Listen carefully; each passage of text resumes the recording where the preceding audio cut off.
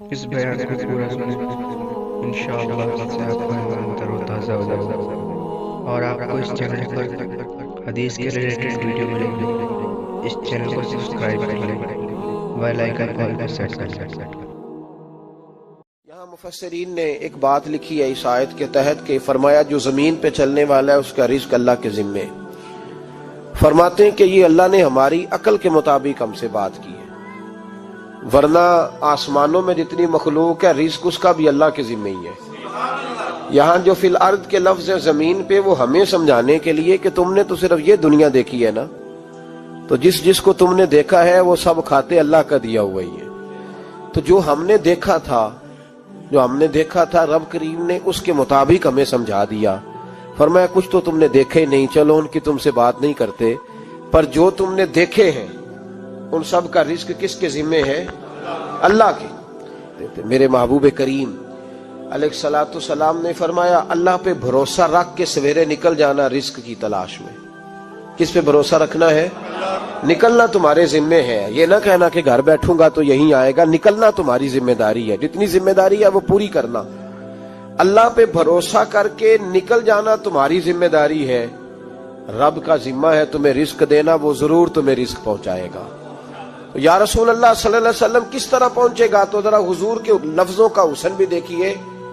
نبی پاک صلی اللہ علیہ وسلم نے فرمایا جس طرح موت تمہیں ڈھونڈ لیتی ہے نا کہ تم کہاں موجود ہو، جب وقت آتا ہے تو انسان پاکستان میں ہو تب بھی آ جاتا ہے، جدہ میں ہو تب بھی آ جاتا ہے، مکہ میں ہو یا مدینہ طیبہ میں وقت پھر بھی آ جاتا ہے۔ فرمایا جس طرح موت تم جہاں بھی ہو تم تک پہنچ جاتی ہے نا، اس طرح تمہارا رزق بھی تم جہاں موجود ہوتے ہو اللہ وہاں پہنچا دیتا ہے۔ تو یا رسول اللہ صلی اللہ علیہ وسلم کس انداز میں؟ تو فرمایا نکل جانا تمہاری ذمہ داری ہے۔ فرمایا سویرے پرندے بھی نکل جاتے ہیں اور شام کو جب لوٹتے ہیں تو اللہ انہیں پیٹ بھر کے روزی عطا فرماتا ہے، حالانکہ ان کو نہیں پتا ہوتا ہمارا کارخانہ کہاں ہے، ہم نے کہاں جا کے مزدوری کرنی ہے، ان کو نہیں پتا ہوتا کہ ہمارا دفتر کہاں ہے، ہم نے کس آفس میں بیٹھنا ہے، ان کو نہیں پتا ہوتا کہ ہم نے کہاں جا کے مال خریدنا ہے اور کہاں سے ہم نے پھر اس کو دوبارہ بیچنا ہے، انہیں خبر نہیں ہوتی۔ اللہ پہ بھروسہ کر کے نکل جاتے ہیں۔ نکلنا تو تیرے ذمے ہے کہ نہیں؟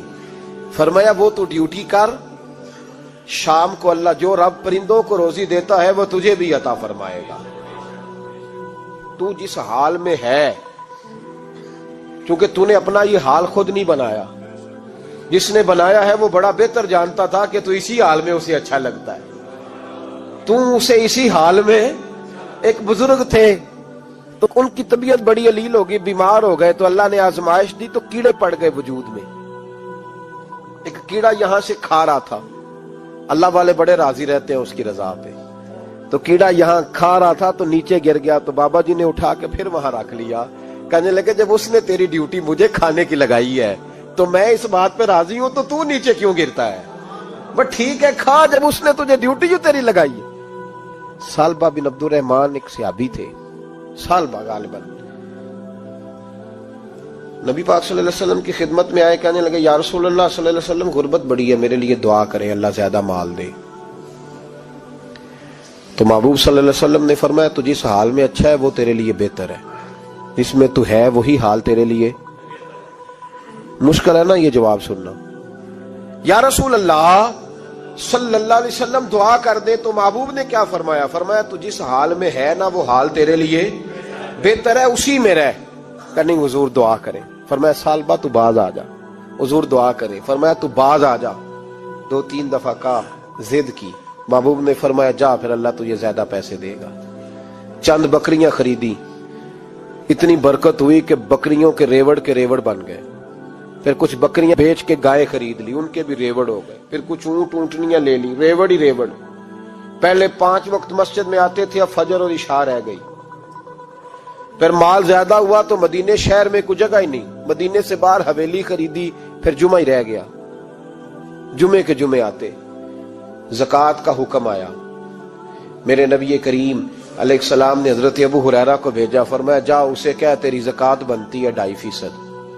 تو سالبہ کے پاس حضور نے پیغام بھیجا، पहले तो कहा तेरे लिए बेहतर नहीं माल, जब इसरार किया तो अब बड़ी बरकत हो गई, बड़ा आया तो फिर मैं ज़कात दे, 2.5 ज़कात है। अब जब सोचा कि 5 ऊंटों पे एक बकरी जाएगी और बड़ा सारा मुझे देना पड़ेगा, अब जब गौर किया तो ये तो ना कहा कि मैं नहीं देता। हजरत अबू हुरैरा से कहने लगे नबी करीम अलैहिस्सलाम की खिदमत में अर्ज करना कि मैं खुद आऊंगा। हजरत अबू हुरैरा ने आके अर्ज की या रसूल अल्लाह सल्लल्लाहु ताला अलैहि वसल्लम, हुजूर वो कहते थे मैं खुद आऊंगा। तो कहते हैं महबूब ने ठंडी सांस ली, फरमाया उसे कहा था कि तेरे लिए माल बेहतर नहीं, अब हलाक हो गया, हाय अफसोस हलाक हो गया। उनको भी थोड़ी देर के बाद एहसास हुआ कि ये मैंने क्या किया, नबी पाक को ही कह दिया नहीं है, हुजूर को कह दिया बाद में आऊंगा।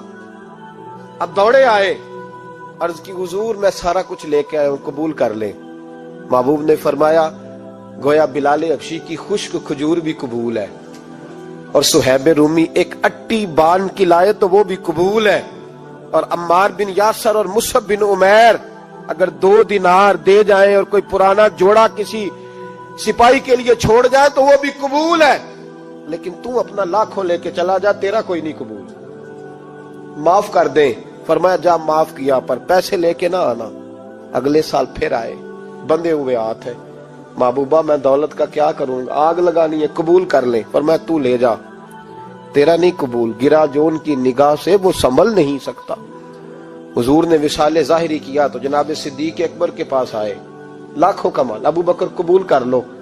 तो जनाब सिद्दीक अकबर कहने लगे उसका कर लो जिसका नबी ने नहीं किया, चल जा, कोई नहीं चाहिए। हजरत उमर के जमाने में कहत पड़ गया, बारिशें नहीं होती, गल्ला नहीं मिलता, हालात खराब है, माली तौर पे बहरान आ गया, गुर्बतें, मजबूरियां, तकलीफें, आके रोए, उमर मेरा कबूल कर लो, मुझे माफी तो मिल गई थी ना।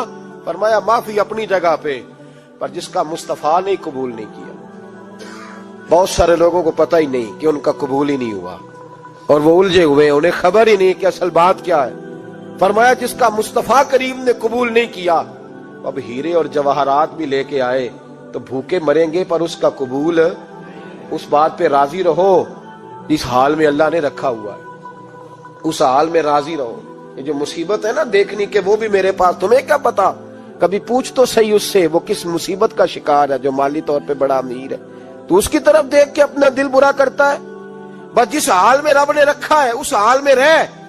हजरत उस्मान गनी के जमाने में तो वो विसाल कर गए, लेकिन भाई तू जिस हाल में तेरा रब तुझे रखता है उस हाल में रह, तेरी माली परेशानियां खत्म हो जाएंगी। इमाम शाफी फरमाते हैं जिन घरों में लोग फजर की नमाज के वक्त सोए होते हैं उन घरों में रिज्क नहीं आता। आप फरमाते हैं फजर का वक्त अल्लाह के देने का वक्त है, उस वक्त अल्लाह बांटता है। हुजूर सल्लल्लाहु अलैहि वसल्लम का फरमान है ना हदीस में कि तहज्जुद के वक्त अल्लाह पहले आसमान पे नुज़ूल जलाल फरमाता है जो उसकी शान के लायक है तहज्जुद के वक्त, और वो कहता है मांगो मैं तुम्हें अता करूंगा। लेने की बारी आए तो बंदा समेट समाट के अंदर घुस जाए। हमारे यहाँ ये होता है कि इशा के बाद बच्चे बैठते हैं मोबाइल लेके, तहज्जुद का वक्त आता है तो उनकी आंखें बंद होनी शुरू होती है, तो लेने के वक्त तो तू सोया था, तेरा मसला कैसे हल होगा भाई? जब कोई आदमी खैरात बांट रहा हो तो जो प्याला पीछे कर ले उसे मिलेगा? कहते उस वक्त आना जब मैं बांट रहा था, अब तू किधर आ गया है? मिसाल दे रहा हूं। तो फजर का वक्त मांगने का है, तो सारी रात तो गुजर गई गेमें खेलते, टीवी देखते, और जो लेने का वक्त था तू सो गया, तो कैसे आएगा तेरे पास? तो उठे सवेरे, बंदों से मांग के देख लिया, बड़ी इज्जतें खराब हुई। फजर का वक्त उठ के झोली फैलाए। मेरे रसूल पाक अलैहिस्सलाम फरमाते हैं, रब फरमाते हैं जब बंदे मेरे आगे झोली फैलाते हैं मुझे शर्म आती है, कैसे खाली वापस कर दो? तो उसके सामने झोली फैलाएं सवेरे उठ के, रिस्क में बरकत होगी। और फिर एक और बात, 5वीं बात, रिस्क में तंगी उस वक्त होती है जब हम माल गलत जगह पे खर्च करते हैं। अल्लाह माल देता है अपने फजल से, और जब हम उसे जाया करें, मिसाल देता हूं, मेरे पास एक शख्स ने आके कहा हजरत जी बच्ची की शादी है, या मेरा घर में कोई बीमार है, या बड़ी आजमाइश है, 10,000 की जरूरत है, मैंने थमा दिया उसको। फिर मुझे बाद में पता चला कि ओहो वो तो अय्याशी कर रहा है पैसों से, वो तो चला गया कहीं घूमने, اور فلاں ہوٹل میں مہنگے ہوٹل میں بیٹھ کے کھانا کھا لیا تو میرے دل پہ کیا گزرے گی اس شخص کے بارے میں؟ بلا مثال و بلا تشبیہ سمجھانے کے لیے اللہ نے مال دیا فضل سے، اور اگر عیاشیوں میں لگا دیا۔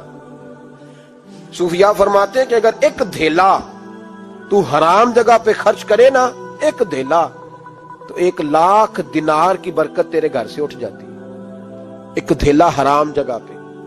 قرآن مجید کی آیت پڑھتا ہوں، رب فرماتا ہے وَمَنْ أَعْرَضَ عَنْ ذِكْرِي فَإِنَّ لَهُ مَعِيشَةً ضَنْكًا، بڑی سخت آیت ہے۔ وَمَنْ أَعْرَضَ عَنْ ذِكْرِي، فرمایا جب تو میرے تذکرے سے، میرے ذکر سے منہ پھیر لیتا ہے، فَإِنَّ لَهُ مَعِيشَةً ضَنْكًا، تو میں تیری معیشت کو، تیرے رزق کو تنگ کر دیتا ہوں۔